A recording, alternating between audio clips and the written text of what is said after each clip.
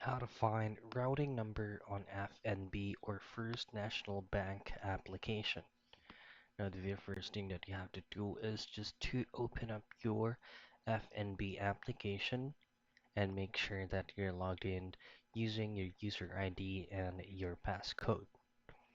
Now, your routing number may be depending or may be vary depending on the state that you're currently at.